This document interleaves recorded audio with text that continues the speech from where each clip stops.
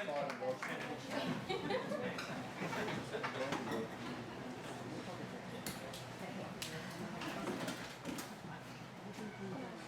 now, Con! The musical. Lights up on the holodeck, a large room on the Starship Enterprise, which can generate realistic holographic people and locations.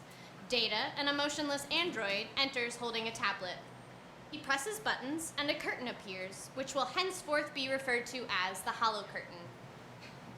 Engage the simulated audience. Hello, simulated audience. I cannot hear you. I'm still grasping humor. Knock, knock. Lieutenant Commander Data. Me. You are a simulated holographic audience on the holodeck of the Federation Starship Enterprise. So, I request that you function within normal parameters, and please silence any holographic devices which might make noise. Thank you. And please, simulate enjoyment of the show. Computer, run program Data Broadway 1. Listen, you mugs, we are pulling the rug out from under your caboose.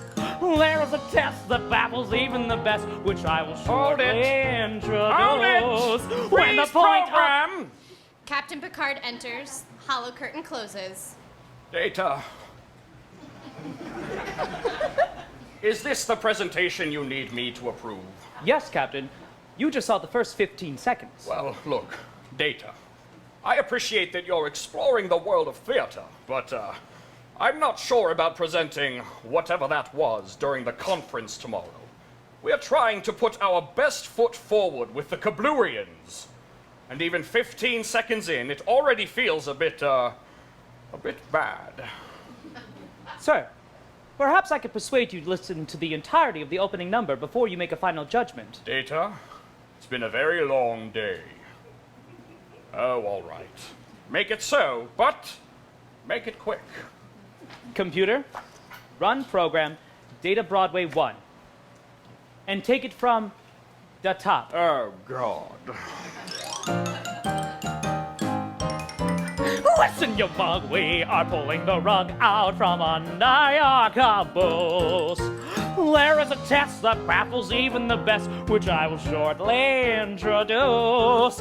When the point of no return is behind you, will you keep on pushing through? Show me, mammy, how you reply when the event horizon is cracking wise at you. That is the Kobayashi, Kobayashi Maru. What do you do? Starfleet Zone Catch 22. What do I do? What do you do? That is the Kobayashi Maru. Oh, yes, the Kobayashi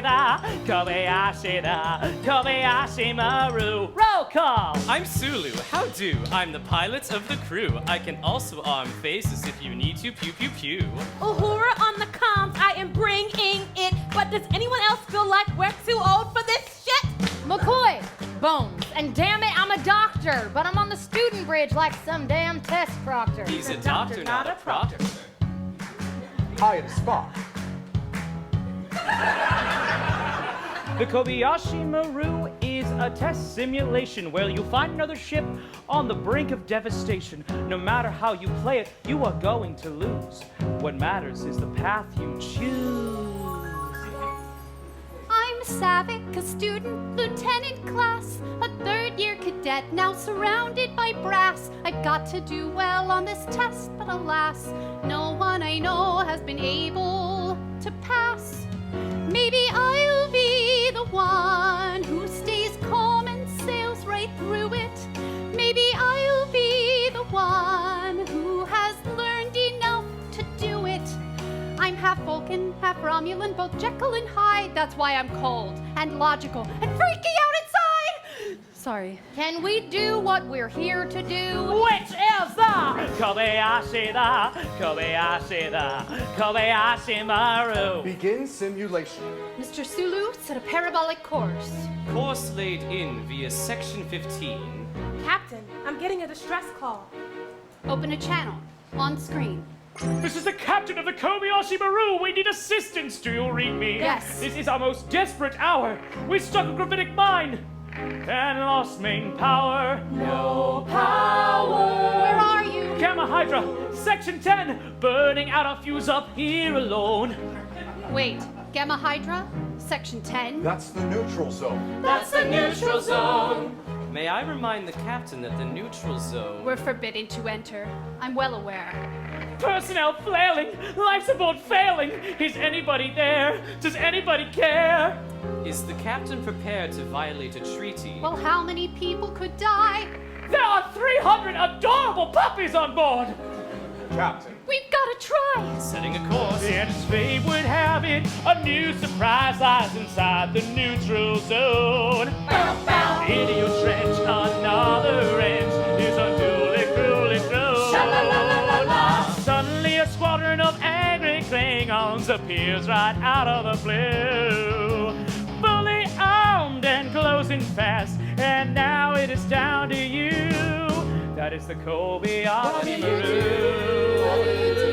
Battle stations. More than your IQ. What do I do? What do you do? That is the Kobayashi Maru. Raise shields. And if there's one thing that we wish we could say to you... One thing we could say to you, it's that no one beats the Kobayashi Maru. Nearly no one. Beats the Kobayashi Maru. Damage report. What do you do? A captain's nightmare coming true. What do I do? What do you do? That is the Kobayashi Maru. Abandoned ship. How do you face a snafu without a whiff of a plan? And what will come of your crew when it all hits the fan? You've got to step to the ledge and look defeat in the eye. You wanna live on the edge, you gotta learn how to die. And find out what to do when there's Nothing you can do. That is the Kobayashi da, Kobayashi da, Kobayashi da, Kobayashi da, Kobayashi da, Kobayashi da, Kobayashi da, Kobayashi da, Kobayashi da, Kobayashi da, Kobayashi Maru. And go! Hey!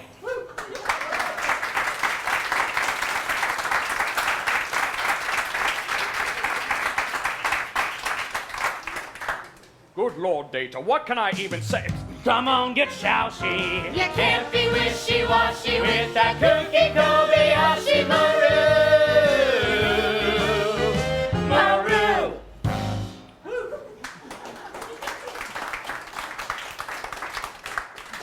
Data, are you quite sure? Yeah! Freeze program! God damn it, Jesus Christ, Data! Hollow curtain closes. It was terrible 15 seconds in, and now, 6.5 bloody years later, it's still terrible. Captain. It's a disaster. And Data, you cast yourself front and center in your own show. It worked for President Manuel Miranda. Well, it's riddled with historical inaccuracies. It worked for President Manuel Miranda. Look, I have been scrambling for days to prepare the ship for the Kabluian Friendship Conference tomorrow, and I am at the end of my rope. There are far more pressing matters I need to attend to, so I'm sorry, but this presentation is not a priority, and it will not be shown to the Kabluian ambassador. But I spoke directly to the ambassador in the 10 forward bar. By her own admissions, she's obsessed with the Earth Broadways, so if you'll simply allow me to... Data, that's final. Now, if you'll excuse me, I need to go. Admiral Grant's voice can be heard through Picard's communicator. Admiral Grant to Captain Picard. Ah, Admiral. I trust your journey to the Enterprise is going smoothly. Why did your android officer promise the Kabluian ambassador that he would present her with a brand new, and I quote, Earth Broadway? You promised her? Hello? Sorry, Admiral. This is the first I'm hearing of it, but I'm sure... We're on the brink of war, Jean-Luc. Kabluian weapons make ours look like paintball guns. If we don't stick the landing tomorrow, their fleet may just blow the entire Federation out of space-time. So now, thanks to your meddling robot, the entire balance of power in the galaxy rests squarely upon the success of this musical comedy in 2 acts. Sir. The conference starts at 0800, and damn you, Picard, if this little sideshow doesn't have the ambassador tapping her toes, I'll have you cleaning the latrines on Deep Space 53. But sir, respectfully, I'm just not sure the show is ready for an audience. Then you better replicate a big old pot of that bullshit tea you drink and start rewriting. Get it done. Grant out. You couldn't have promised her a nice little production of Oklahoma! The ambassador already knows the classics after decades of interstellar espionage. Oklahoma would not teach her anything about our values. But a never-before-seen Broadway, based on James T. Kirk's most critically acclaimed adventure. Perhaps that could show her what the Federation truly stands for. Also, you heard the Admiral. We have to. Perhaps you can help me shape the algorithm so it generates a better show. I suppose I have no choice. All right. Firstly, I think you should stay off of the stage for this one. Your attempt at mimicking human showmanship is, well, it's unpleasant, Data. I acknowledge, sir. And secondly, Data, that opening number really was shit on toast. If you start a song in one style of music, try to stay in that style until it's over. I have updated the algorithm. Are you ready for the next scene? We haven't fixed the first scene! Restarting the presentation every time we find a problem would lengthen the revision process by 525,600 minutes. However, if we move forward to the next scene and update the algorithm along the way, the rest of the Broadway will fall in line with the updates. Well, all right. Let's get to it. Engage. Saving changes. Computer, continue program. Hollow curtain opens. Savick is the only person on the bridge still apparently alive. The corpses of the crew are strewn about the bridge. It appears I have killed them all.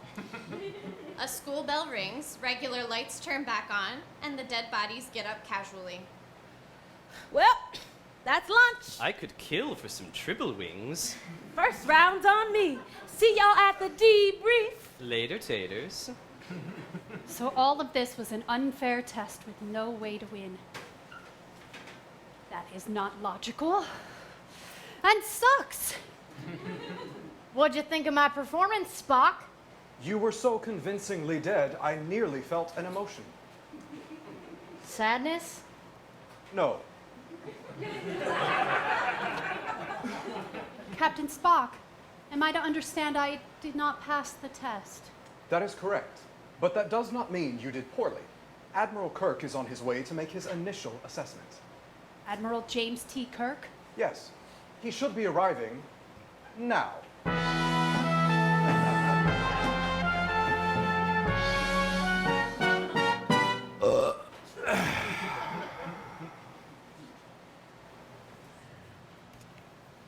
What? What is everybody staring at? I'm honestly not sure anymore, Jim. Lieutenant Savick awaits your assessment. Oh, right. Well, Lieutenant, you failed the test. A test which is by its nature unfair. Just like life's unfair. One day you're sitting out there in space at the captain's chair battling Klingons. The next day you're sitting at a desk battling Renee in HR. If I may speak freely, sir. I studied very hard for this. Well, you could study till those pointy little ears fall off. But Doctor, that is a highly problematic observation. Sorry. Well, you could study till you're green-blooded. Look, the point is, you could die out in space either way. The doctor's logic, though surprisingly racist, is sound. All right, Lieutenant, we debrief at 1700. Dismissed. Yes, sir. Pretty feisty for a Vulcan. She is half Romulan. That's what it is. I must go to the briefing room. Happy 50th birthday, Jim. Don't remind me. Happy Wednesday, Jim. Thanks. Doctor. Jim, I'm just gonna put it to you straight. You've let yourself go. You look like hell. You don't sound like yourself, and you smell like you just spent 2 weeks on Uranus. What's wrong with you? Bones, leave me alone. I don't want to be interrogated. Well, I'm your doctor, and it's my job to ask you what the hell your damn problem is. So, what the hell your damn problem is? Oh, I don't know. But I do. My life has become a depressing, incessant bore. My new mission is to oldly go where old man has gone before. Like a foolhardy, flabby old fart whose fling's been flung? Yes, thank you, Bones. But at night, in my dreams, I'm still back on the bridge. And I'm young.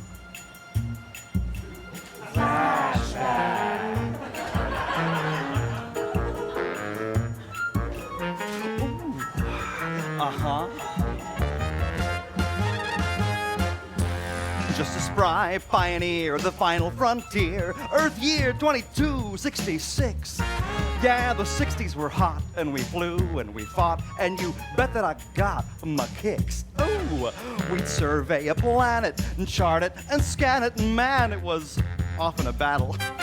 Oh, somebody would die, it would all go awry, so I'd beat up some guy and skedaddle. Just a naive, dreaming pup, but my heart was beaming up. James D. Kirk was the swingin'est captain who ever swung. Oh, what I wouldn't give to be young. Hey, flashback Sulu. Warp speed, baby! We discovered new worlds and new alien girls. Mr. Name a known planet. I've been to it. Oh, my hair was all mine, my body was fine, and all species of lady were into it.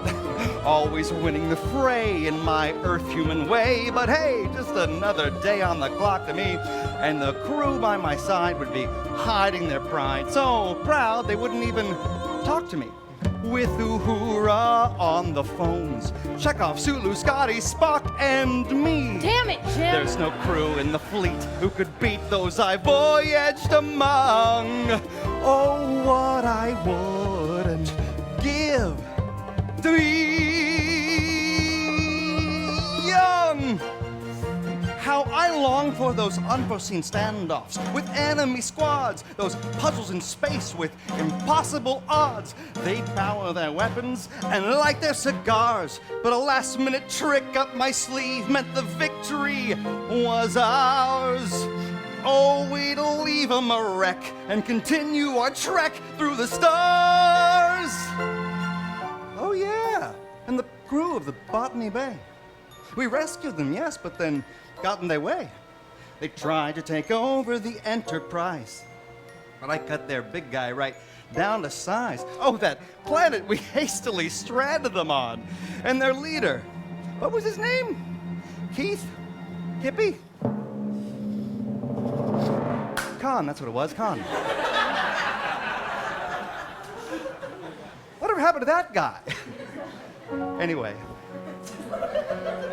I was young, debonair, sort of devil-may-care, squarely daring each catch-22. Still, the risks that I took weren't for kicks or for looks, but to save my ship and her crew. Just one day back in the chair, with real friends, real fun, real hair. Are my winter years meant to be spent as a hero unsung? Unsung. Oh, let me go back to then, at warp 8.5, to those better days when I was really alive. What I wouldn't give to be young.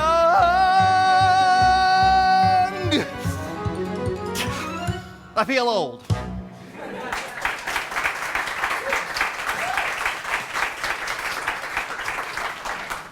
Freeze program. Hollow curtain closes. Data.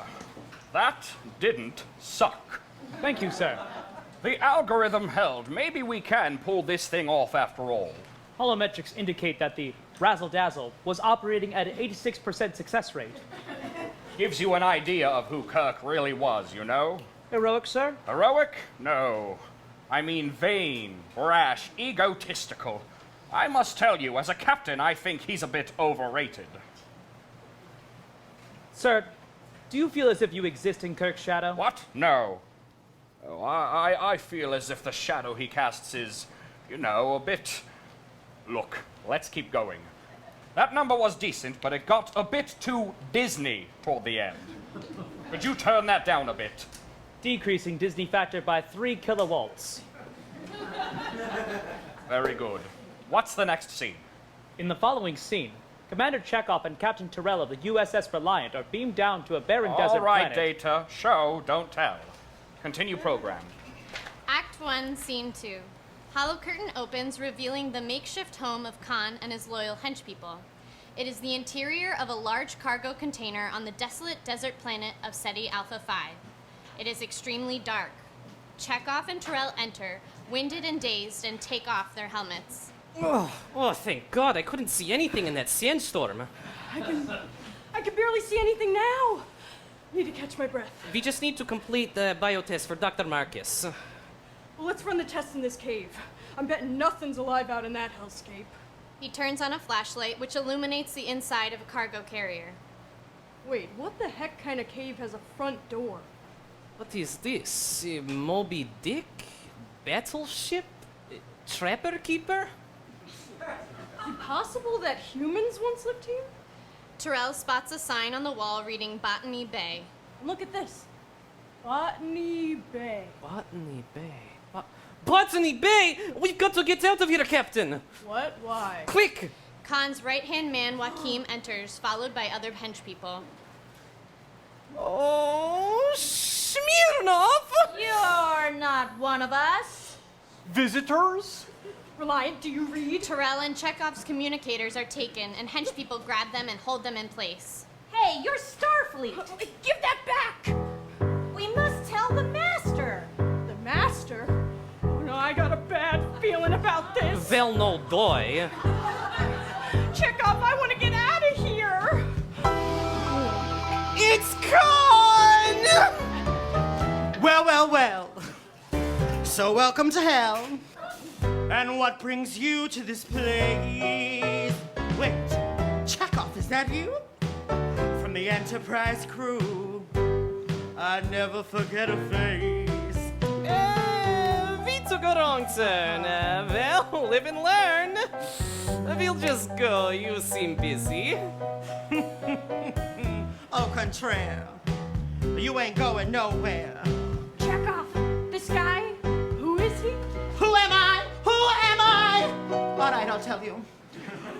On Earth, I was a prince in the 90s. Look it up. The apex of an augmented race.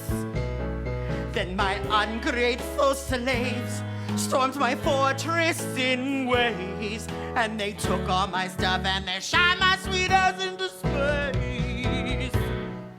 We drifted for years through the cosmos with flash-frozen tubes for a bed, till one real piece of work, one Captain James Kirk, marooned us and left us for dead. You lie. Admiral Kirk left you on the paradise. This is that paradise.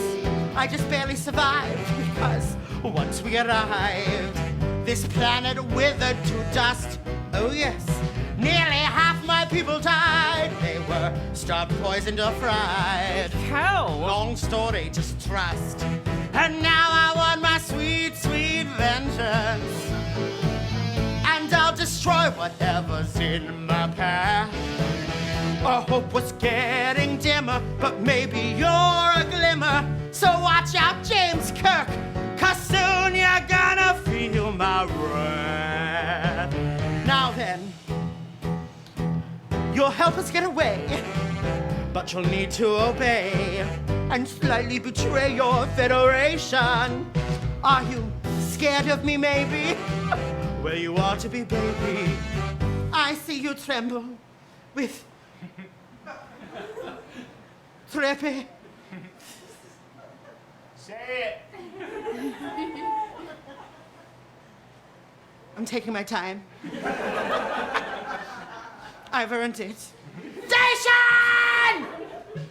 And now I want my sweet, sweet vengeance. Sweet, sweet vengeance. And I could also really use a bath. He's pretty stinky. For my restitution, I choose execution. So look out, James Kirk, 'cause soon you're gonna feel my wrath. Oh, I've sucked water out of clay every goddamn day, and I dreamed of revenge all night. But now you'll hear my gears, and after 15 years, I've got a feeling it'll be alright. So, here's the deal. Meet the Sedgy eel. This planet's last native creature. This thing killed my wife. Wrecked my goddamn life. But its offspring will be pleased to meet you. I'll just drop them in here. They'll go in through your ear. And you'll do what we call the fear sperm. And then comes the pain as they enter your brain. But you'll find that their song's a real earworm. I want my sweet, sweet vengeance. So sweet. Yes, he's a genius and a psychopath. Both true. Kirk left us all behind him, but now I'll remind him. So heads up, Jimbo. Prepare for your own aftermath.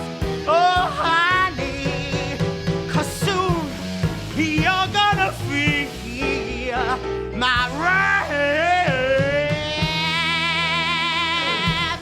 So, we all have a story. Today yours is quite gory.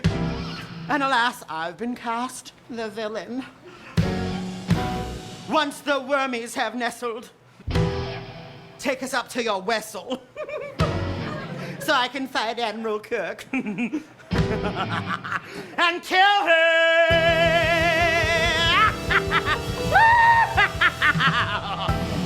Bitches, we're out.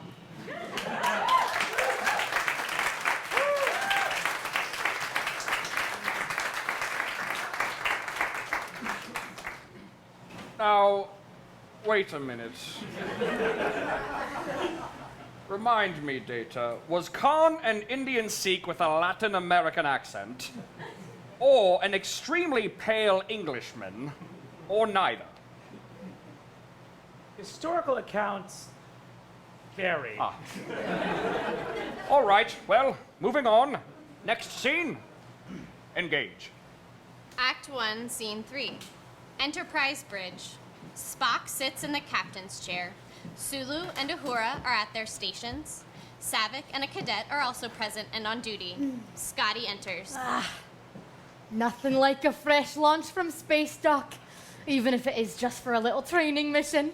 Are you not needed in engineering, Commander Scott? No, the trainees have it covered. But me, I love to be on the bridge when the Enterprise embarks on a new journey. This ship and I, we have, you know, a sort of special relationship. Cadet Peter Preston enters.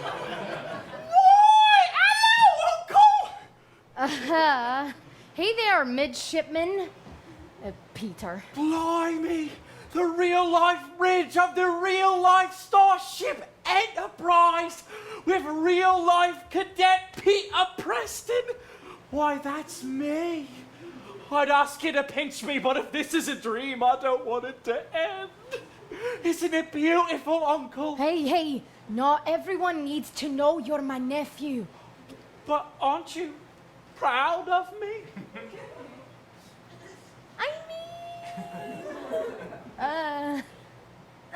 Well, perhaps you will be, one day.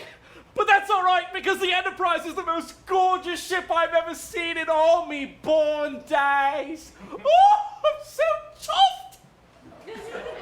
Captain Spock, we are cleared for departure. Can I stay up here and watch the launch, Uncle? I mean, Commander Uncle. Okay, but go right back to your post once we're clear. Yes, of course. Oh, thank you. Kirk and Bones enter. Admiral on the bridge. I trust you'll find everything shipshape, Admiral. Thank you. Midshipman in training, Peter Preston. I'm Mr. Scott's good friend.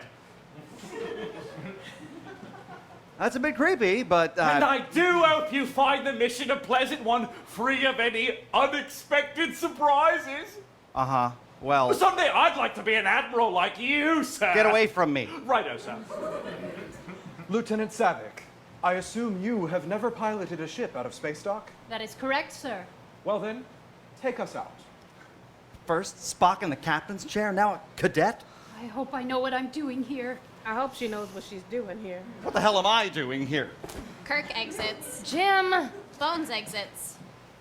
Ahead 1/4 impulse. 1/4 impulse. I.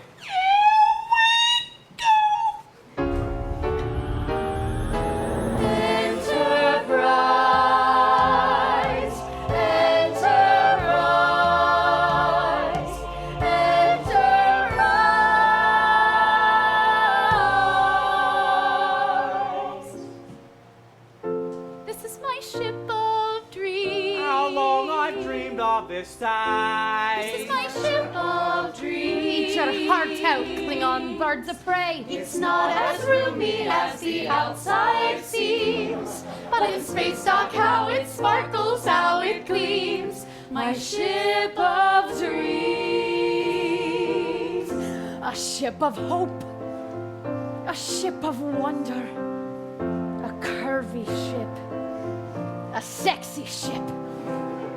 The kind of ship I want to be under. I mean, under command. Well, under the whip. I mean, Starfleet's my job, but it's also my kink. That was a lot of information. I'm gonna shush now, I think. As a child on planet Helgard, yes, that is its actual name, they called me a mutt and a half-blood, and I lived in a shadow of shame. But I heard of a half-Vulcan captain on a faraway Starfleet crew. If he made his way with that DNA, maybe I could be worth something too. How I hope I'll end up back here when I'm finally part of the fleet. But until Captain Spock says, Savick, you're a fine officer. my training just won't feel complete. That's my dream, to be part of the team on this ship, my ship of dreams. This is my ship of dreams. Double-plated hulls, hard as can be. This is my ship of dreams. But not half as hard as me. She has some very quirky color schemes, but there's beauty in her beiges, grays, and creams. My ship of dreams. If they'd let me explore, I'd tour every floor and drink in every drop of majesty. But if I stay at my post, no matter what, Uncle might be proud of me. Oh, if I were a ship, I'd follow this ship with a heart so true and pure. And if we were both ships on a ship-shaped trip, you'd be shipping us ships for sure. I ship it. This is my ship of dreams. I have relations in this ship. This is my ship of dreams. And thus commence a relationship, Tugging all our heartstrings with her tractor beams. Just being here, I'm bursting at the seams. I love you. Enterprise, my ship of dreams.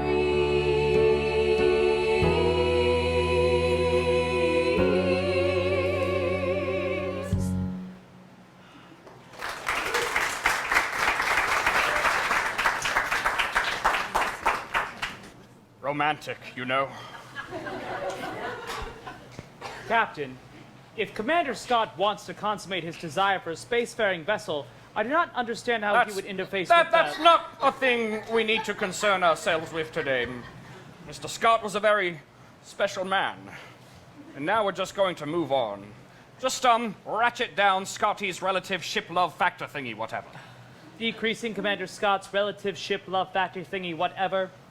Saving changes. All right, continue program. Act 1, Scene 4. A computer lab on Space Station Regula 1. Carol, David, Jetta, and members of the Regula crew are present. More time! We just need more time! David approaches Carol. Carol, Doctor, Mother, have a little faith.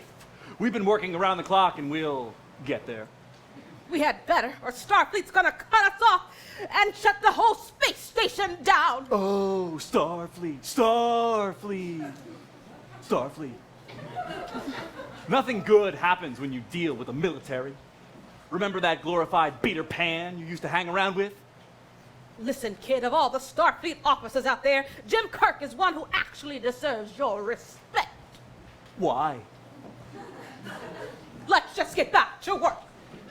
Khan and Chekhov appear on the Reliant. Now, Mr. Chekhov, I suspect our little wormy friend inside your skull has made you much more susceptible to suggestion, no? I'm not sure about that specifically, but it has certainly made me more susceptible to suggestion. Oh, damn.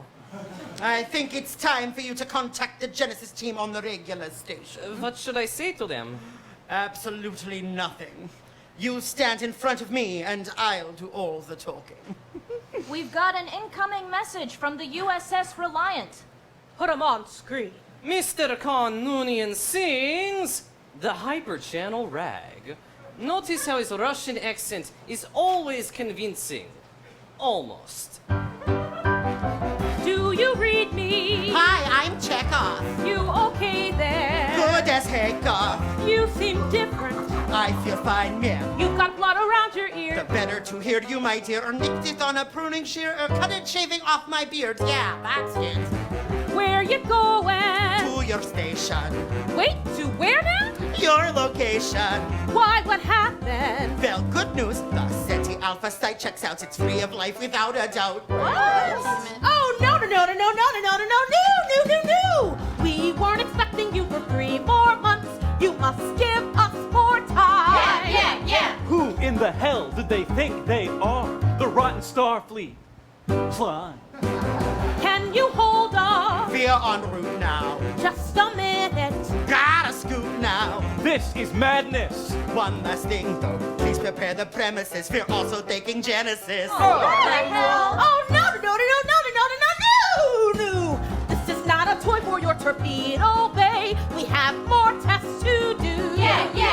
I have my orders. Well, who gave the order? Yeah, who wants to screw us? And dash all our progress. And still our plans and put us out of war. The order came from. Yeah? It was Admiral James T. Kirk. Freaking Starfleet can't be trusted. Just following orders. That bastard. Reliant out.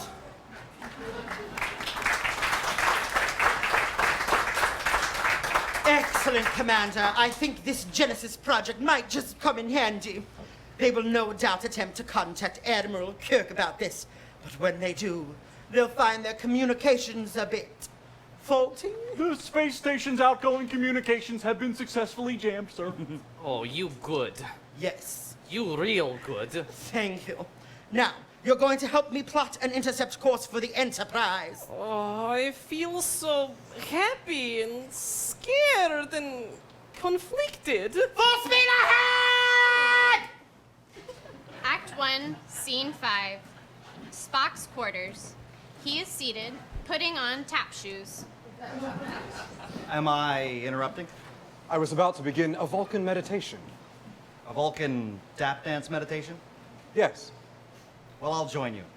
He begins putting on a spare pair of tap shoes. So listen, there's been a problem. Something may be wrong on Space Station Regula 1. We got a communication from Dr. Marcus.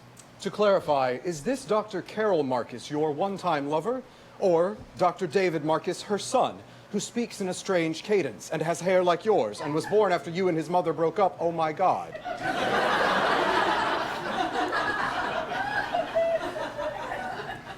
It's Carol.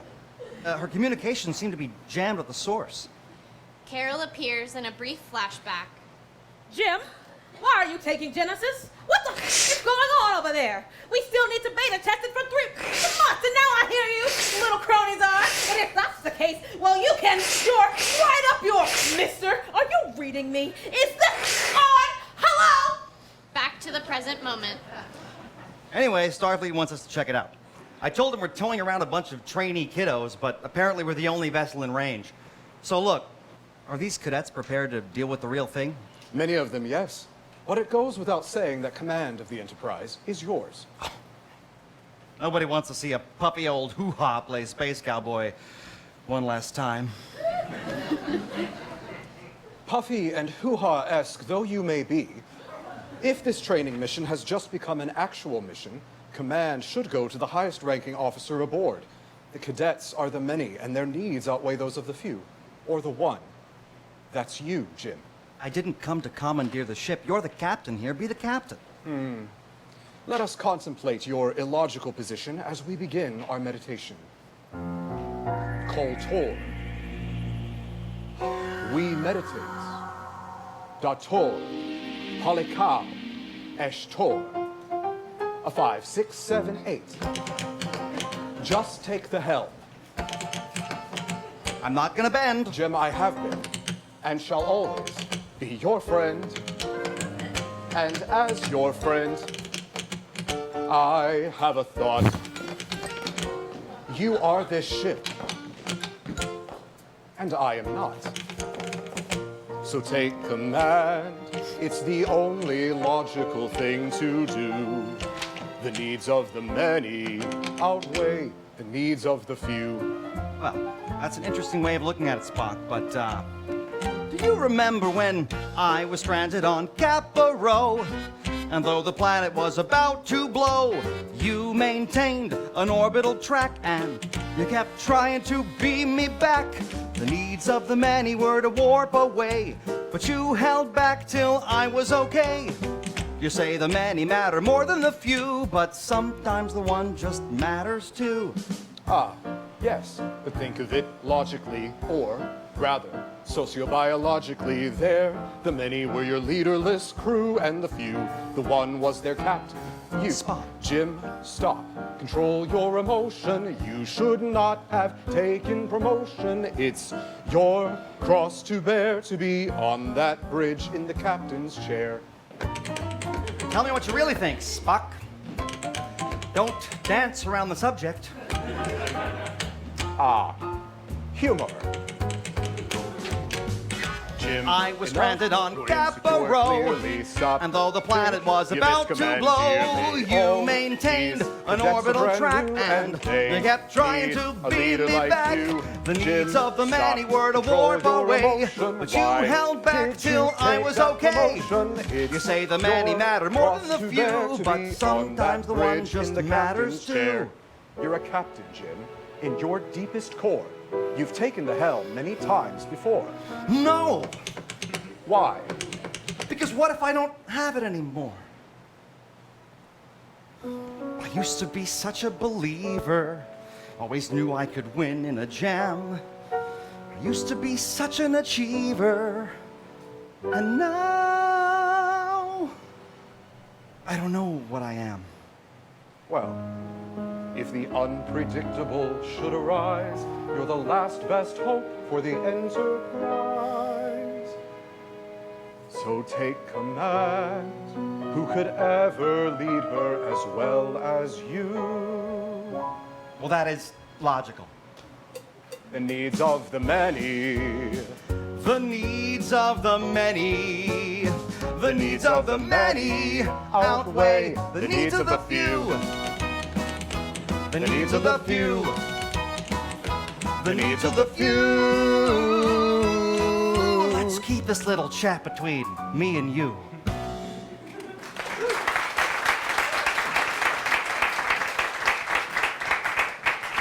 Bones enters. All right, Jim, be straight with me. Something's up, isn't it? For once, Doctor, your irrational human intuition is inadvertently accurate. I'm in no mood for your lip, you pointy-eared automaton with your elf-looking ass. Once again, surprisingly racist. Bones, we're changing course to check on Space Station Regular 1. They seem to think we're taking Genesis. What's Genesis? The Genesis project is an effort to produce a missile that would terraform a dead planet and turn it into an Earth-like planet ready for human colonization. But what if the missile hits a planet that's already got life on it? Ostensibly, all native life would be annihilated and replaced. So you're telling me Starfleet has sanctioned a weapon that can wipe out a planet? It is intended to support life, not destroy it. Logic dictates. Logic. Mr. Eyebrows on Fleek over here is talking about logic. We're talking about Armageddon. Doomsday, a planet-sized can of whoop-ass. Would you like to receive one of those now? Gentlemen, it's not our job to judge the ethics of the thing. We just need to go to Regular 1 and make sure it's safe. We may have to...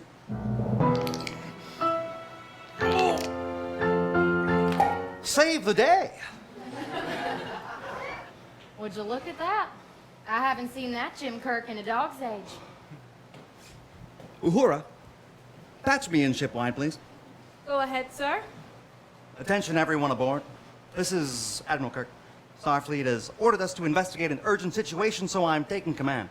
I know you weren't expecting this, but part of being on the Enterprise is somehow being the only ship in range of whatever the hell's going on today.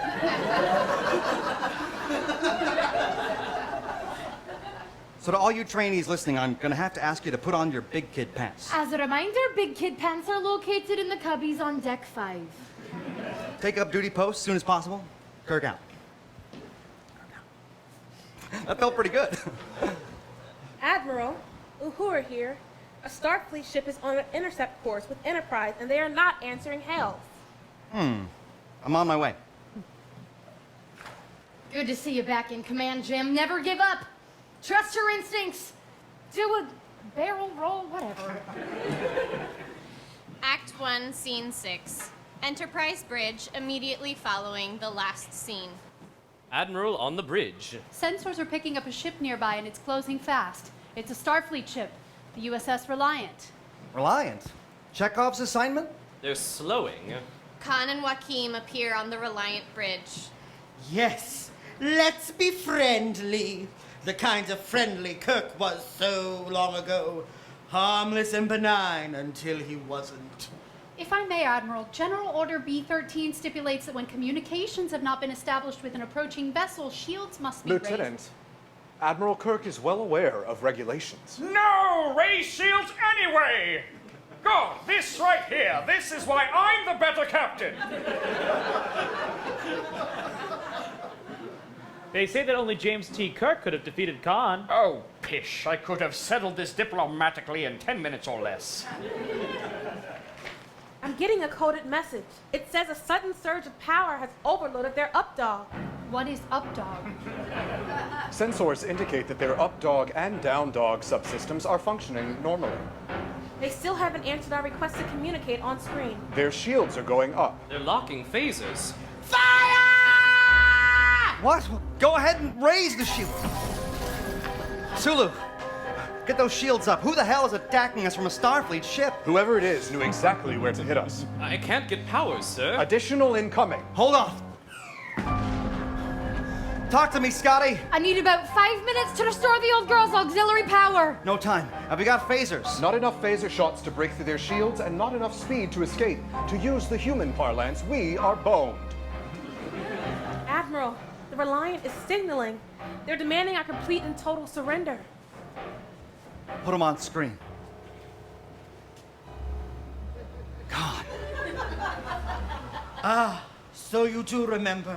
I wasn't sure if you would recognize me after 15 years of sun damage, dickwad! Why are you attacking the Enterprise? Because you are on it. I intend to avenge the lost years of my life, the lives of my fallen comrades, and my wife, who died because you stranded us on SETI Alpha 5. What? That's right. I have fatally wounded your ship, and when I come about, I intend to fatally wound you. But first, I wanted you to know who it was that had cut down the great James T. Kirk once and for all.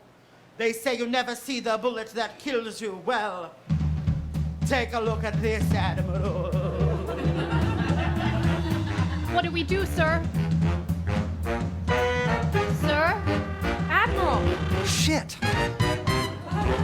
I used to live for a moment like this, to face the abyss and give it a kiss. When the heat of the pan makes you perspire and there's no way out but into the fire. Standoff, enemy squads, puzzle, impossible odds. Trick up my sleeve, I win again, though that was all back then. Now you're old. But have I still got the magic today? Or has it crusted and rusted away? I've got the highest rank, and who else has my clout? Should I feel doubt? He's coming about. Now we're gonna find out. Can I dodge perdition one last time? Outlast the Reaper, past my prime? Will the skin of my teeth hold tight again? Have I still got the magic I had back then? Have you still got the magic that you had back then? I say, Khan, if it's me you want, take me, kill me, I don't care, but spare my crew. It's only fair. No tricks. Tricks? Tricks? Shh, no tricks. Ha! I'll beam aboard, but only me. And as for my crew, you'll leave them be, deal? I'll kill you once you beam aboard, but first I'll need a few things more. Give me all the records that exist regarding Project Genesis. Genesis? Genesis? Shh, what's Genesis? Oh, you wanna play games? What's Genesis? Come on now, James. What's Genesis? Shall I fire a game? Oh, Genesis. Well, let's find it then. We'll need a little time. Time? Well, you certainly gave us plenty of time to live out our days after SETI Alpha 5 became a barren desert. Khan, I had no idea. Well, you didn't stop back by to check now, did you? Surely there's some way I can make this up to you. Oh, there is. Transfer all information on Genesis to the Reliant, then beam aboard so I can very slowly kill you. You have 60 seconds starting now. I used to live for a moment like this when things were amiss but secretly bliss. I'd take a breath and just like that pull a last-minute miracle out of my hat. Ambush, no escape. Made it out without a scrape. Pulled it off quite a lot when I was young and hot. Now you're not. But have I still got the magic today? I mean, if this hair were real, it'd be gray. I wanted youth again to feel alive and spry, and now I do. Do or die. Can I dodge perdition one last time? Outlast the Reaper. Past my prime, gonna throw a Hail Mary and go. Amen. I still have the magic I had back then. Hope you still have the magic that you had back I then. say, Khan, What? we'll need a sec to boot the dash. The bridge is smashed, windows crashed. I want to help you, but we're kind of stuck. 45 seconds. We're a sitting duck, a space pinata. No power, weapons, speed, nada. Spock, quick, what to do? What's my edge against these jerks? Khan's highly intelligent, ruthless too, and whatever he tells his crew, they'll do. But the difference between the Khans and the Kirks is you know how Starfleet works. Keep nodding as if I'm complying. What? Just fake it before we explode. Meanwhile, pull up the Starfleet record of Reliance Wi-Fi code. Hurry. A backdoor hack? It's all we've got. Ready. Admiral, Give it a shot. a Spock babaloo a Spock bamboo. Admiral! We're finding it. Tick tock. I've confirmed the code with the database. It's LEET, all uppercase. I don't understand. You have to learn the entire shit. From stem to stern. The ins and outs. Each and every quirk. Not just the rules, but Why things work. Remote control has been switched on. Can you send it now? Oh, that I can't. Let's dodge perdition one last time. One last adventure past my prime. One final play to save this crew. Give it to him, Spock. Our shields are down! What? Raise them! I can't! The name's James T. Kirk, Starfleet, True Blue. I beat the goddamn Kobayashi Maru. Gone, you fell for a switcheroo. Cause I still got the magic and it's coming for you. Fire! Fire! Fire! Fire! Fire!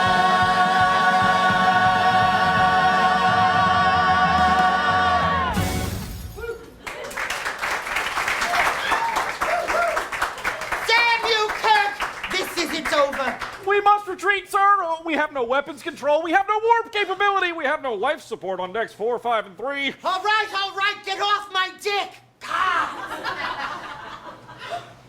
You've won this round, Kirk, but rest assured, no matter where you go, I will find you. And communication! Might I have your permission to speak freely, O Lord? Or mightn't I? Joachim, you have always been my favorite out of all of my inexplicably young hench people. What is it that you wish to say? Master, after all those years trapped in a desert, we now have a starship. We could go anywhere, do anything. We could even do my cupcake shop idea. That was before. And as Klingons say, kapla, kapla, kapla, kapla. What does it mean? No one knows. But my point is that cupcakes can wait for vengeance. Kirk tasks me, and I shall have him. Don't you understand? I will chase him to infinity and beyond! So, help me steal the Genesis. Help me kill Kirk, and then we can discuss the looming spectra of cupcakes. As usual, Master, yours is the superior intellect. I'm very well aware. Lights down on Reliant. The Reliant is retreating. Great job, Admiral. No, Savick, you were right. I should have raised shields before he had a chance to attack. I just hope we haven't suffered any casualties. Scotty enters carrying Preston, who is bloodied and dying. My God! My. What have I done? Did you stop the bad guys? Did we win? Yes, midshipman, we won, and you helped, I'm sure. Oh, praise be! As long as me little contribution meant that you could succeed at thwarting evil. Permission to perish tragically, Admiral? Go ahead, son. The light in me eyes, oh, it's fading. But don't grieve, no please, it's all right. For a short time, I crewed a real starship. So the light in this heart is bright. Me bones may be broken, I'm bleeding and bent, but the spirit of Starfleet lives on. For one shining moment, this boy boldly went, where no one before had. Oh. Gone are all fears about dying. Me whole life led up to this day. For the enterprise I gladly give it. But before I expire, let me say, it's been a true pleasure to serve on this ship. But I guess all good things have their ends. Just go on without me, oh brethren. And sisterin. Live long and prosper, my... Oh. Well, we're gonna have to... Friends, could you do me a favor? Just think of me some far off time. Cadet Peter Preston, the dead guy. And now I'll get out of your... Oh. Ooh. Oh. Ooh. Wait!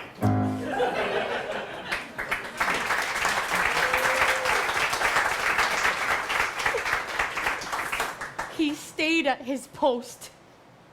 He was the best bathroom attendant the Enterprise ever had! All right, Scotty, take him to sick bay. Should have taken him to sick bay first instead of the damn bridge, but I guess that's none of my business. All right, folks, we can't lose sight of the objective. Sulu, plot a course to Regular 1 space station, warp 5. No warp capability, Admiral. The attack overloaded the warp converter. Damn. Scotty, do everything you can to get the mains back online and restore warp speed. Oh, sure. I literally just had a death in the family 30 seconds ago. I'm carrying my dead nephew in my arms. But yeah, okay. I'll pick up a wrench and get right on that for you. Oh, shite, I dropped him. Right on his wee face. When we get to the space station, I'll beam down with an away team. Uhura, inform Bones he'll be coming along in case they've got casualties. Aye, sir. Jim, take Lieutenant Savick with you. You think I'm a good enough officer to go on an away mission? I think it will be educational. Maybe I'll be the one who can earn his admiration. Maybe I'll be the one to get his dead-eyed approbation. He's so distant and joyless and dreamy as hell. But does he see right through me? I wish that I could tell. Hey, Savick, go suit up. Right away, Admiral. Sulu, let's get to that space station. Hollow curtain closes. Captain, did the song about the cadet's death make you feel sad? No, not exactly. But I must say it is a relatable experience. Relatable because it is painful to lose a crew member. No.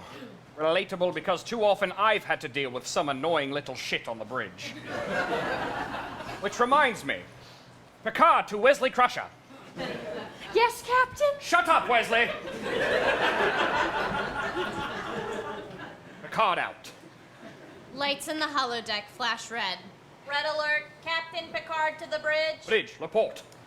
Captain, the Kabluians have arrived sooner than expected, and their shields have just gone up. Good Lord, number one. And by the way, does Data need a trombone player for his Broadway? Just focus on the Kabluians until I can get to the bridge. Come on, Data. Should I turn off the holodeck? Leave it. They exit. Hollow curtain opens. The show continues. Act 1, Scene 7. A human-made cavern inside planet Regula. Upstage is the Genesis missile under a sheet. Kirk, Bones, and Savick beam down offstage and enter. Jim, I don't appreciate you dragging my ass down here. Admiral, I do appreciate you dragging my ass down here. I thought we were going to the space station.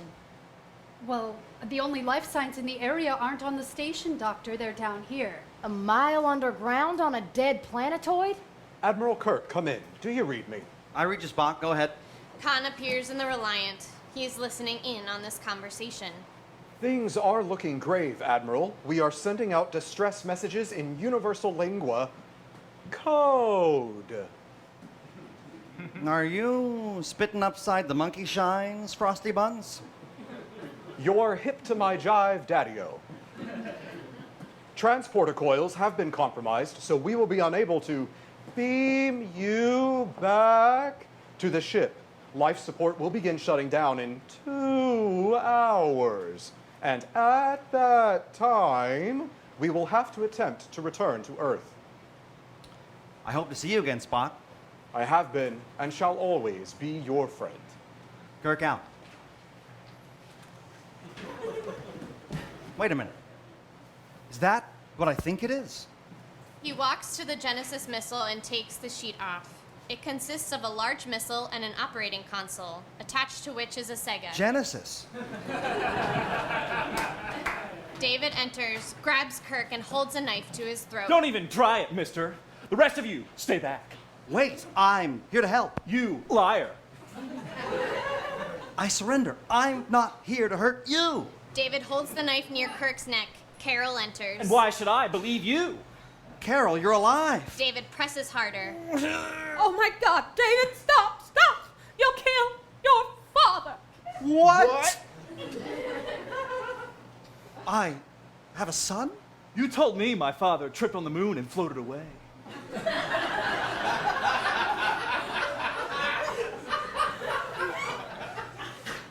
A boy. My boy. James T. Kirk. It's impossible. I'm nothing like him. What the hell are y'all doing down here anyway? It was Khan. He ambushed the station trying to steal Genesis. When the crew wouldn't give him access, he threatened them, tortured them, blew raspberries on their tummies even after they asked him to stop. And then he killed them one by one. They gave their lives so we could escape with the missile. Mother, don't you see? Kirk came here to take Genesis just like Khan did.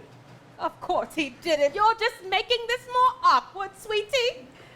Terrell enters. I'm afraid it's even more awkward, sweetie, than you realize. He pulls out a phaser and points it at the others. Captain Terrell of the USS Reliant? What are you doing? Where are the other members of your crew? Han marooned them on SETI Alpha 5 just like you did to him all those years ago. Kind of poetic when you think about it. Chekhov enters, also pointing a phaser at the group. No sudden moves, please. Not you too, Chekhov. My apologies, Admiral. I'm sort of, playing it by ear right now. Have you been listening, my lord? Yes, Captain. What's the delay? Everything's fine, Master. You now have the coordinates to beam up the Genesis missile. Yes, but the first order of business is the one thing I've been trying to do for like 2 whole days now. Kill Admiral Kirk! Okay, I'm really wanting to follow orders here, Your Excellency, but it's hard. Like the worms are saying, let's go, but my heart is saying no. Shoot him now! I'll shoot! I'll shoot! Terrell struggles between shooting Kirk and not. With great inner conflict, he turns the phaser around toward himself and shoots. We hear another high-pitched squeal as the worm in Chekhov's ear begins to work its way out. Chekhov pulls the worm out of his ear, and Bones picks up the worm. It's dead, Jim. Free! I'm finally free of Khan's mind control! It's done, apparently. My revenge is complete. My wife's honor is restored, and I am finally at peace. Kirk pulls Chekhov's wrist communicator off and speaks into it. Surprise, asshole. Kirk, you're alive? You know, Khan, you seem to leave a trail of death everywhere you go, but like some kind of Imperial stormtrooper, you keep missing the target. I'm missing the target. All right, Admiral. Well, check this out. Khan beams the Genesis missile out of the cavern. Bullseye. Good move, Khan. You've got the Genesis missile, but you still don't have me. If you want me, you're gonna have to come down here and kill me. Khan? I've done far worse than kill you. I've trapped you. To leave you now will hurt you all the more. It's quite exquisite, yes, the way that you'll redress all the things that you deserve to answer for. The sands of time get all up in your crack. They turn your years to ashen tears and never give them back. I'll leave you now, as you long ago left me, abandoned on some lifeless rock with nowhere else to flee. Buried alive, buried alive.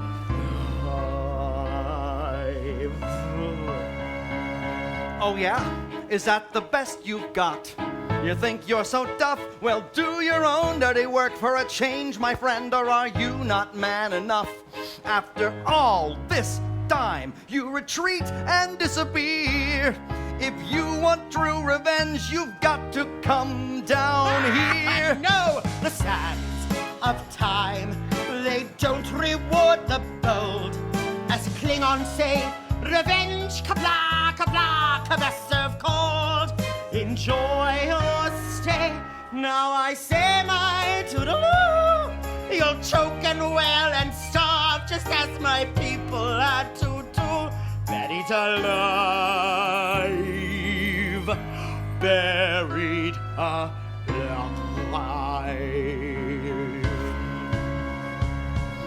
Listen, Khan, I'm warning you.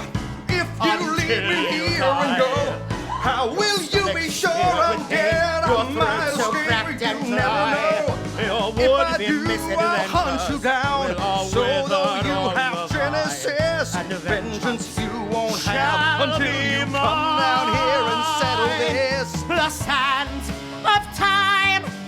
constant and so cruel. They take each man who dares to dream and make of him a fool. So ding, dang, dong, oh, I can hear your death knell chime. You'll perish very slowly underneath those sands of time. Buried alive,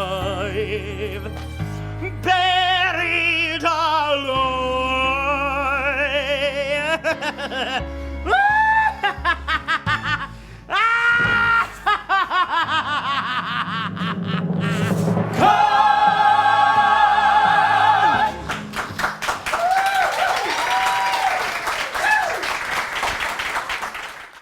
Act 2, Scene 1. Lights up on the empty holodeck. The Kabluian ambassador enters. Mr. Data? Hello?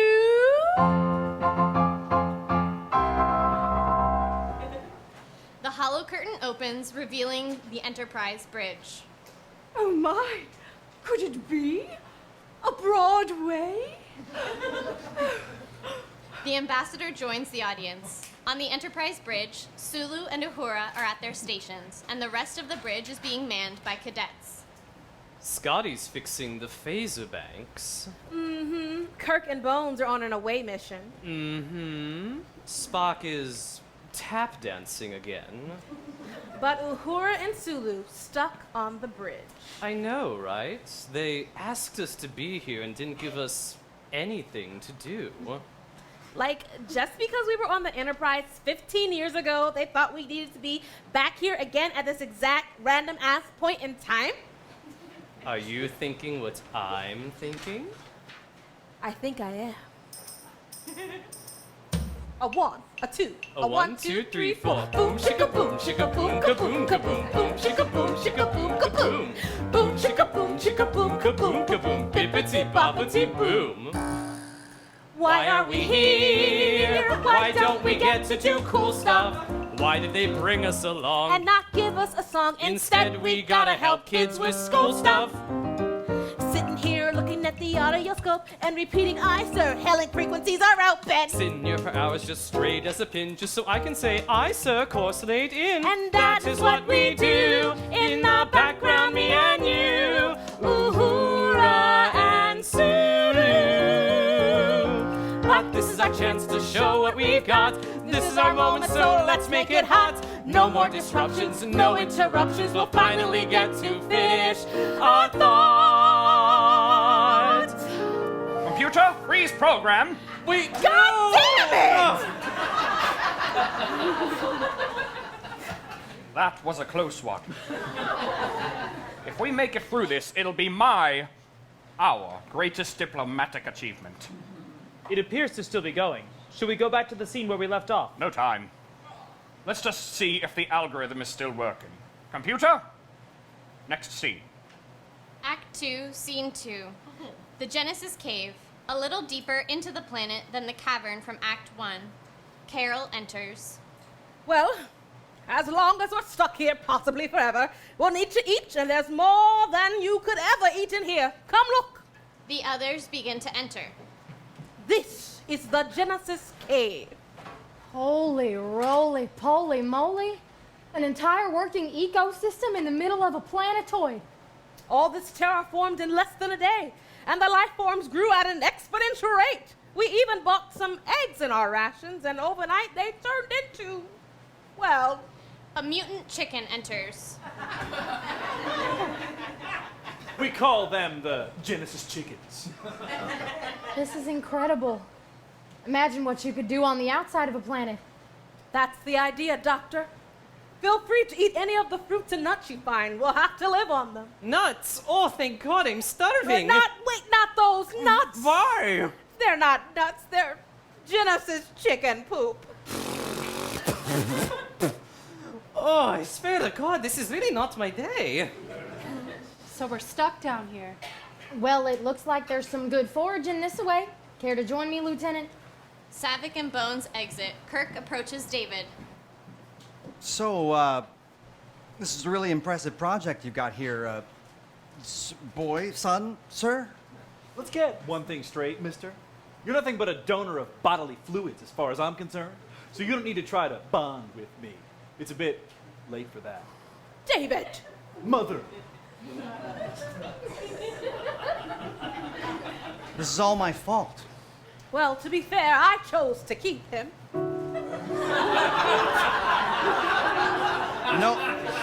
No, I mean all of it. Everything I've done from 20 years back all the way to today.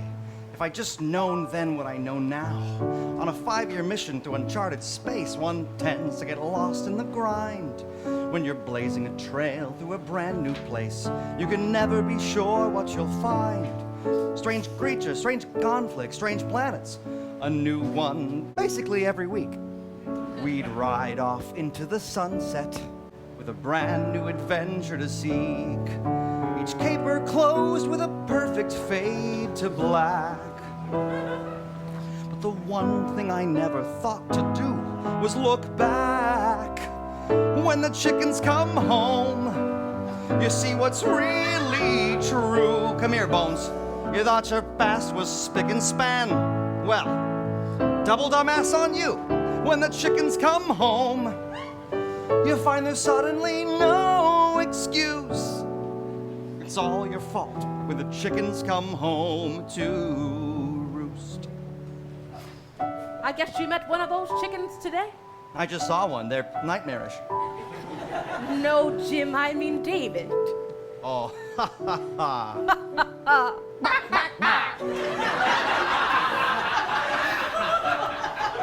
Jimmy, oh Jimmy, Earth year 2267, you beaming down to tell the aliens to be more like humans. You studying for the midterm in Dr. Bechdel's lab. Yes, I suppose I needed a little male attention after failing Bechdel's test. And there you were. A stunning damsel with a wicked wit. An impish, mysterious man. You were kind and warm, but you had your grit. You were dashing and girdled and tan. Your eyes, your lips, etc. And smarter than me by a mile. Absolutely. I was brash, I was bold, I should have pulled out. But I loved what we had for a while. It slowly faded out of sight and mind. And I never told you what you left behind. When the chickens come home, your older flaws seem new. It turns out you've got a child, though he's not a thing like you. When the chickens come home, it's more than a girl you once seduced. Gotta face the facts when the chickens come home to roost. There's a man out there I haven't seen for 15 years, and my memory of back then is just a blur. A man who hates my guts and wants me dead, and a son who wouldn't even care if I were. Thank you. I'm so late in coming to my senses, but there's no way to mend these fences. So this is what my recompense is, and I've just gotta suffer the consequences. So when the chickens come home, you see the mess you've made, and there's no way to atone for all the careless hands you played. I sort of killed his wife, and I'm half of his genome. The chickens can, but you can't ever go home.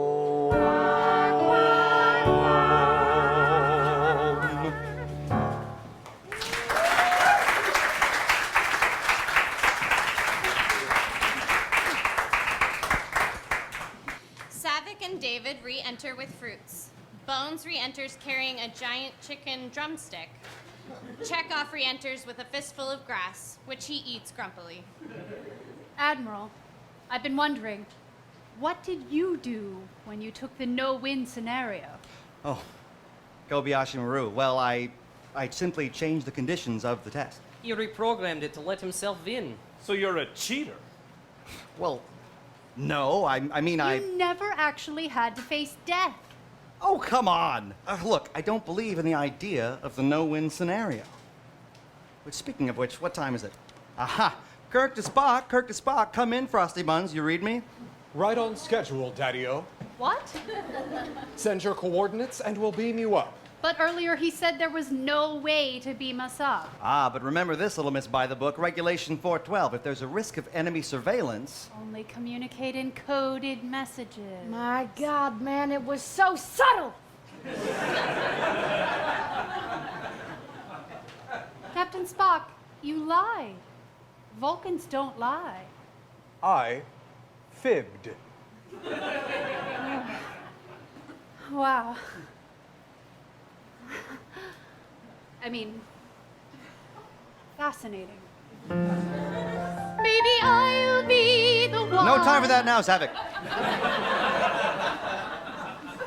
All right, Enterprise, beam us up. Hollow curtain closes.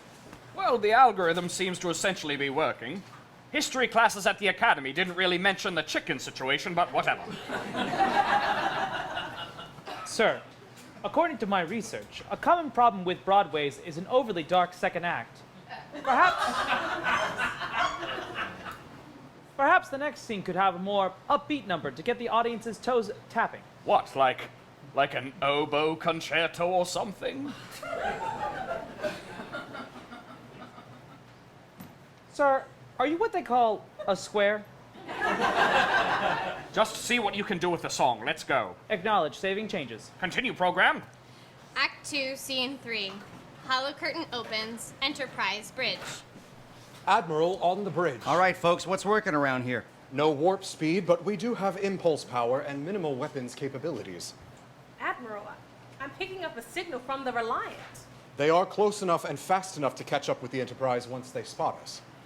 They must have been waiting on the other side of the planetoid. The Reliant is still in much better shape than the Enterprise, and our casualties have left us with a skeleton crew. We are outgunned, outmanned. Our sensors outscanned. So it's only a matter of time before they spot us and we're just sitting ducks again. Perhaps we could make for the Mutara Nebula, Admiral. It's only about 20 minutes away at best speed. But it's a giant cloud of ionized gases. Our shields would be useless. Visuals would barely function. Yes, but the effects of the nebula on the Enterprise would affect any Starfleet vessel, including Khan's. So going in there would... Level the playing field. Right. Well, we've got a plan then. A risky plan, but a plan nonetheless. We're going in. Admiral! Permission to speak freely? Granted. I know this is unorthodox, sir, but we're just cadets. I haven't even taken space algebra yet. We're not ready for this. So many trainees are in sickbay with injuries. The rest of us are working posts we've never even simulated. I was assigned as a waitstaff, and now I have to push random buttons in the background. I was just taking a tour of the academy and I got on the wrong shuttle. Now I'm co-pilot. Explains a lot. Admiral, I don't mean to question your judgment, but sir, we're scared. Hey, look at me. It's all right for a Starfleet officer to be scared, but it's not all right to give up your post when it really counts. But what if we don't make it? Perhaps some words of wisdom, Jim? Well, it's been years since I've given a Kirkian Starfleet pep talk. One that inspires bravery in the members of my crew. Here goes. We might not die. We could feasibly make it. Our only chance is that expanse, so hold on tight. We gotta take it, a chase in space. You've not gone through it, but take my lead, and yes, indeed, it's technically possible. We can do it now. I don't want to speechify. Bullshit. In any case, if we squeak by, we might not die. Into the fog, yes, into darkness. Let's boldly go into that cloud. Khan's got some bite, yes, but he's mostly barkness. So sing along, let's sing it loud, everybody. Bones, Spock, please. 2, 3. We might not die. We might not We die. can feasibly make it. Yes, yes. Our only chance is that expanse. So hold on tight, we gotta take it.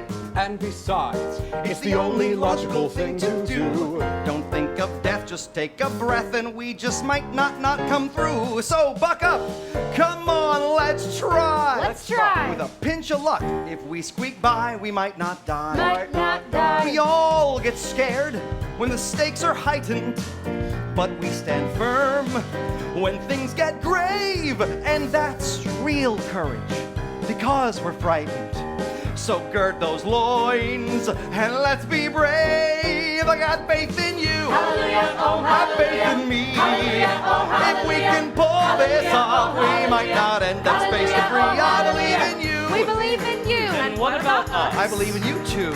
If we ride hell for leather and put our heads together, there's probably nothing we can't reasonably expect to more or less do. Sulu, this is our moment to shine. Oh my. Ready? Here we go. 1, 2, 3. We might not die. We might not We die. can feasibly make it. Yes, yes. Our only chance is that expanse. So hold on tight. We gotta take it. The fates are cruel. Well, they can suck it. If we stand tall and give our all, we might not have to kick the bucket, 'cause it's too soon for goodbye. So heads held high, no dangers nigh, we will squeak by. And we might not die. So let's boldly go.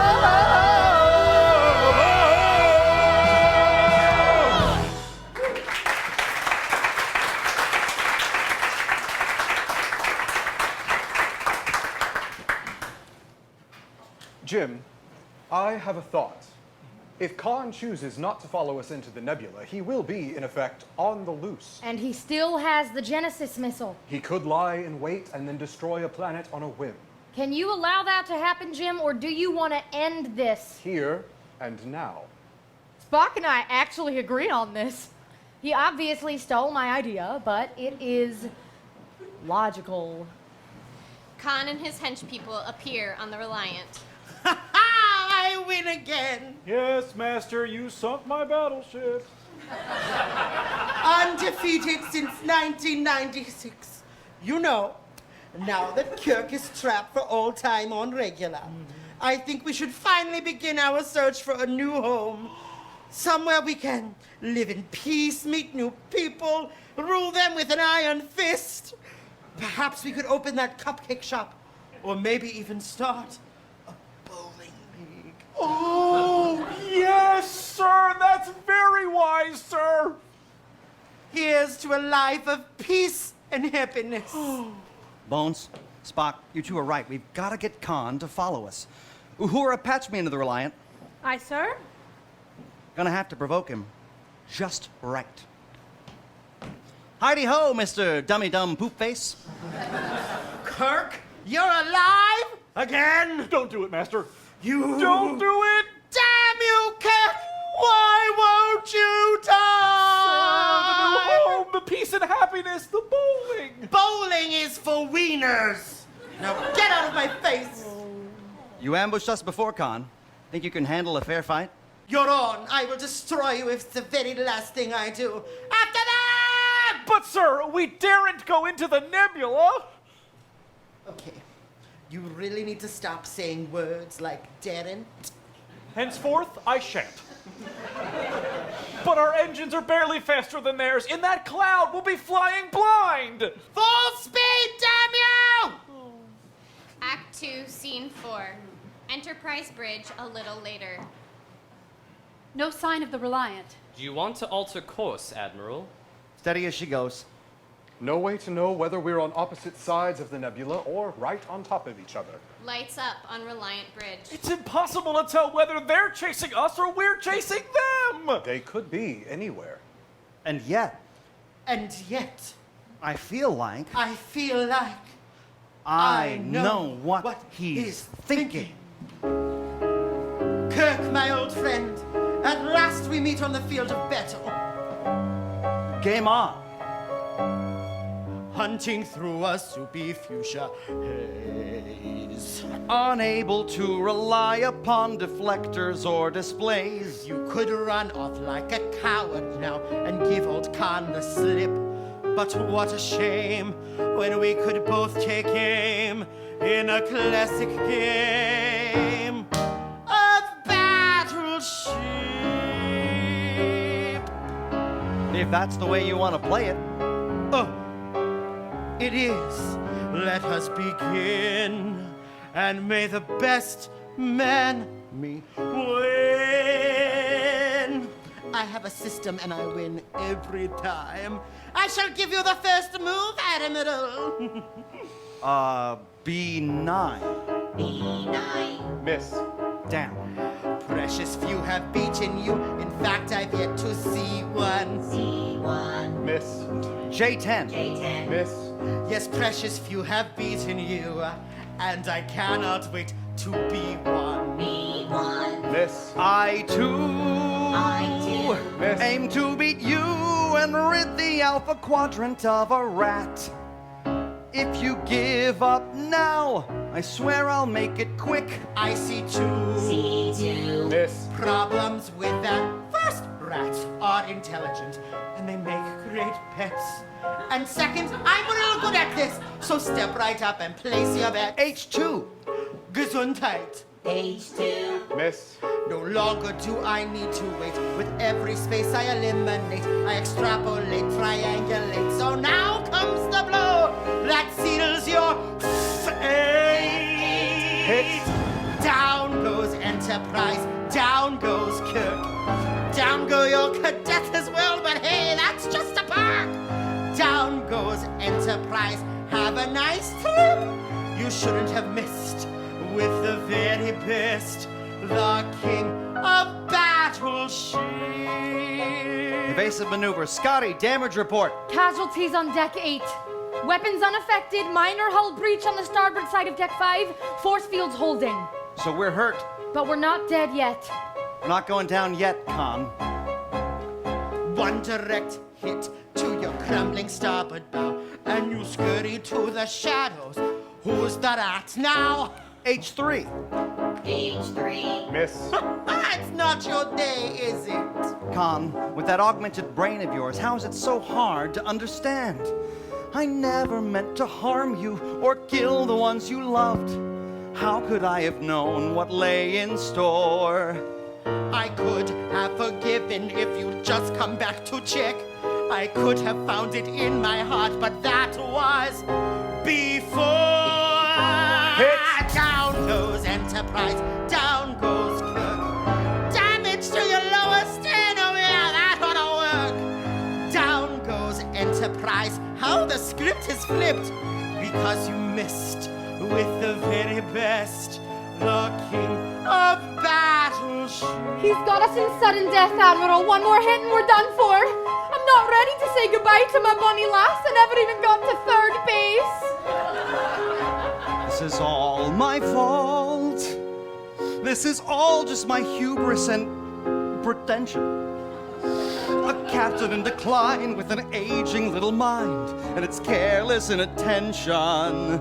Our only hope, I suppose, is divine intervention. Unless you sink his battleship by adding a dimension. What? He has drawn you into a two-dimensional game. He is a brilliant tactician, but his brilliance is earthbound.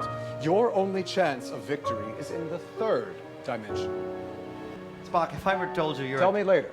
You've got a battleship to sink. Ah, back for more, I see. And what, pray tell, will your next move be? Pi, square root of 2. What? Near miss! Evasive! Golden ratio, -0, double prime. Near miss! Sigma. What are you doing, Kirk? Ligma. That won't possibly work. 42069. Oh, Joaquin! Oh, Joaquin, it cannot end like this. I shall avenge you. I shall open that cupcake shop. And the bowling league? We shall be Team Joachim. Thank you, Master. That almost makes all of this worth it. Oh. Joachim, my wife, my friends, you're the reason they're all gone. But this is where it ends. Gone. You found a ship. You could have told me how I wronged you. I would have tried to make it right somehow. But you're still a savage menace, so it's finally time to end this. Your brutal reign of fear will end right now. F-U-2! Miss. Goodbye, Con. You with an umlaut. No! Fortissimo. No! Clown emoji. No! Infinity. Shit.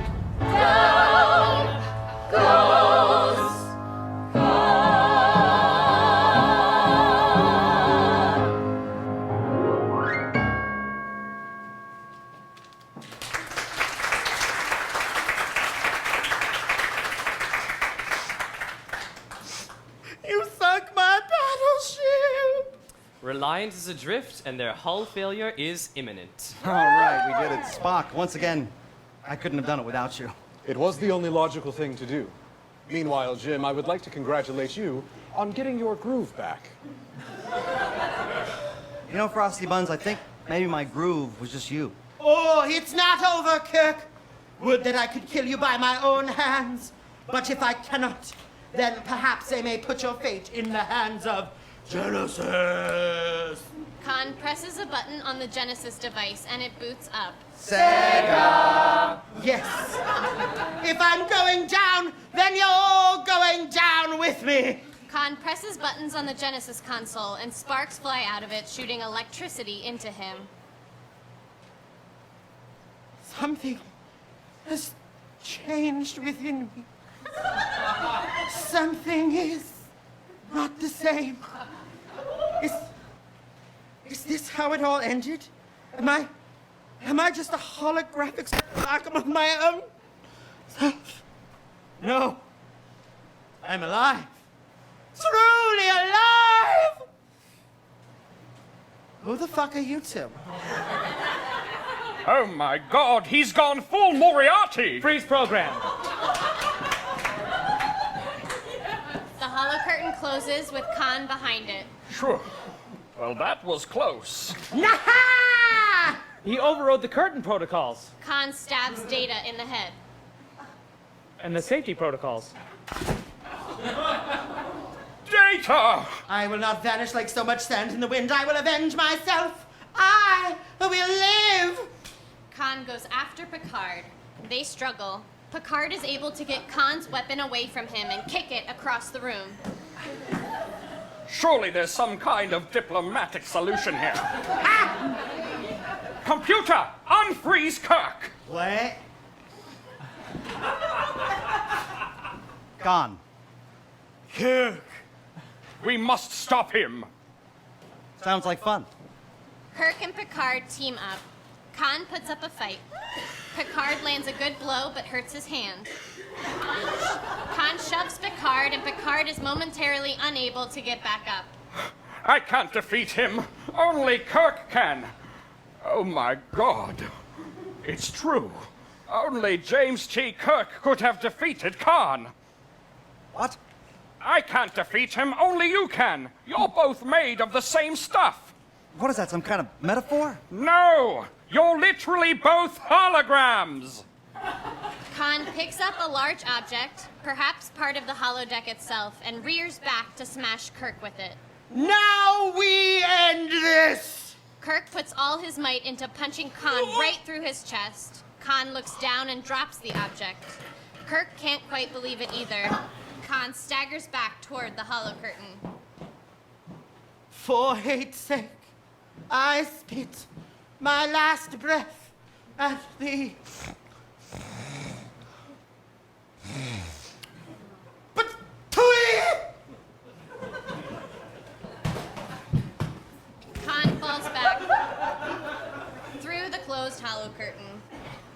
We're very different sorts of leaders, you and I.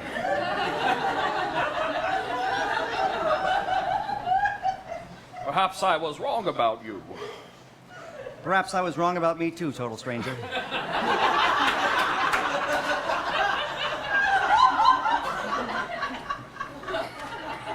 Maybe we'll meet again someday. Computer, reset Kirk. Kirk exits behind the hollow curtain. Data sits up.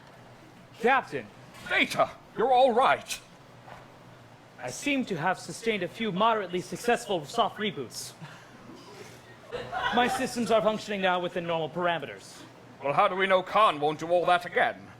The program malfunctioned because of the interference of energized ashmanium. Who the hell would bring energized ashmanium onto the Enterprise? The ambassador enters from the audience. I'm afraid I am the responsible party. Ambassador, An ashmanium tracking device. I shall deactivate it at once. what do you think of our Broadway? Well, I am flattered by the amount of effort you've put in just to make this old show queen happy. Your federation is quite something, but surely the show is not over yet. Proceed. Continue program. Act 2, Scene 5. The most recent scene on the Enterprise bridge resumes. Sensors indicate 0 life signs on the Reliance, Han is dead. but I am picking up an unusual energy reading. He set off the Genesis missile. How do we stop it? You can't. What if we fire a Nintendo blast at it? No, Genesis does what Nintendo don't. When the missile goes off, it'll vaporize this whole sector of the nebula and form it into a new planet. We've only got 3 minutes. We cannot outrun the blast radius on impulse power. Scotty, you've got to get me warp speed in 3 minutes or we'll all die. Scotty, do you read?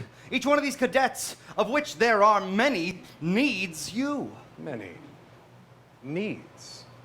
If he can't give the Admiral what he needs, many people will die. Needs. Many.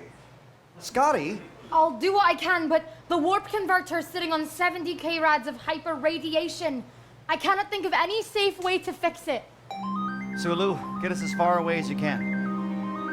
Logic. Average human would succumb to that much radiation in under 30 seconds. Not enough to save the day. Logic. Average Vulcan could withstand it for 600 seconds. Enough to solve the problem. This is the only way. Logic. Never took the Kobayashi Maru. Logic. But I know what I would logically do. Logic. Many students, many friends, and their needs outweigh the few. Or the one. Goodbye, Jim. Lieutenant Savick, I've been meaning to tell you, you are a fine officer. I expect you will go on to do great things. Thank you, sir. Thank you so much. Where are you going? Perhaps I will tell you the Vulcan way. No. Cadet, you're a medic now. Go slap Scotty till he wakes up. Spock, hey! Are you out of your Vulcan mind? Excuse me, are you out of your fucking mind? You won't last 2 minutes against the radiation in there. Doctor, you have been a worthy opponent and friend. Spock, what are you saying? Look, a shiny thing.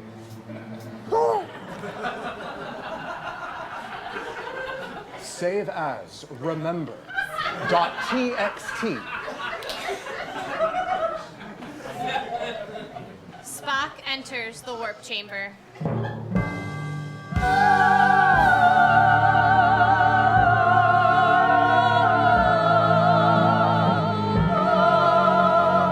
Spock Babaloo-bop. A Spock Bam Boom.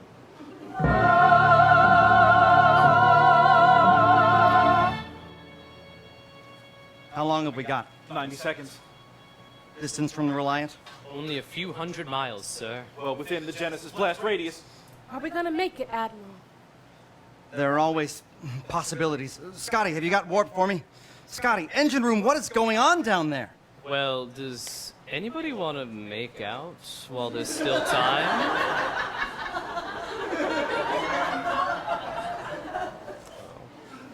I'm down for whatever. Is this the true no-win scenario? Was Khan right all along the sands of time? 20 seconds. Could we get out and push? No. Sir, 10 seconds. but sir, warp capability has been restored. What? Well, go, damn it. Warp speed ahead. Warp speed. Switch to rear view. The Genesis missile explodes in the distance. Scotty, you did it. Spock, where's Spock? Admiral, you best get down to engineering. Fast as you can. I'm on my way. Savick, take the con. Scene changes to engineering. Kirk enters and sees Spock, who is still in the warp chamber, but has collapsed against the glass on the far side away from Kirk. Somebody get him out of there. Don't! If you contaminate the deck, we all die. But the radiation will kill him. Jim, it's done already. It's only a matter of time. Spock! Spock stands, adjusts his uniform, and staggers toward the wall opposite Kirk. Frosty buns. Daddy-o, is the Enterprise safe? You saved her, Spock. As I recall, you took the no-win scenario test 3 times. This guy nailed it in 1. This can't be the end. Jim, I have been, and shall always be your friend. And as your friend, I have a thought. Live long and prosper, for I cannot. No need to grieve. It was the only logical thing to do. The needs of the many outweigh The needs of the... No.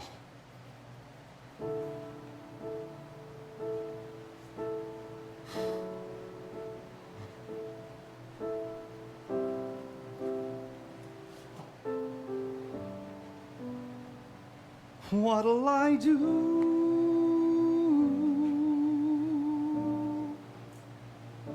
What'll I do? As Kirk stands still, the scene around him changes to the Enterprise torpedo bay, where the crew have gathered for Spock's memorial.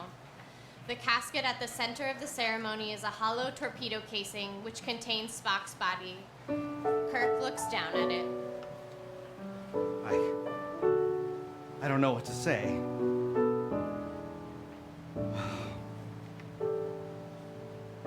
Goodbye, old friend. Please rest in peace. Our time was short, but lovely. Each logic speech, each brilliant plan made me a better man. So, of my friend and my first officer, the only thing I'll say, after all the grace and dignity he's shown in my whole life, of all the souls I've chanced to meet along the way, this was the most human that I've known. Surprisingly racist. Goodbye, old friend. That's hard to say. Our fleeting time is over. Well, here it is. I guess the end. Farewell for now, my friend.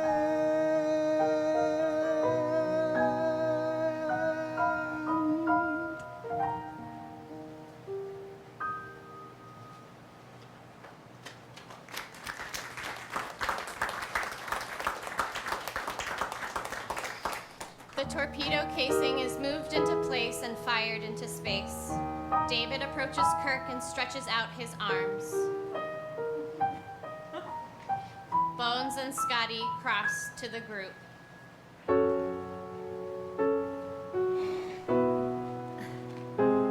You know he's not really gone.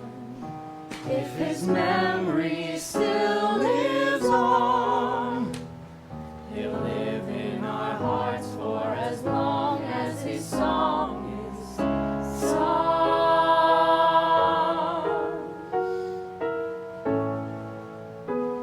Well, how do you feel, Jim? I feel young.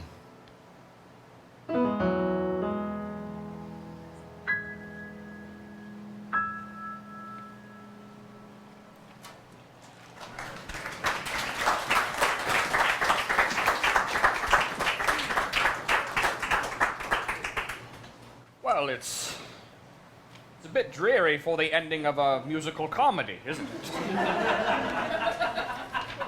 Not quite as upbeat as it could be. Admiral Grant to Captain Picard. Go ahead, Admiral. We're unable to locate the Kabluian ambassador on the Enterprise. If she bumps into you, do everything you can to keep that old bat happy.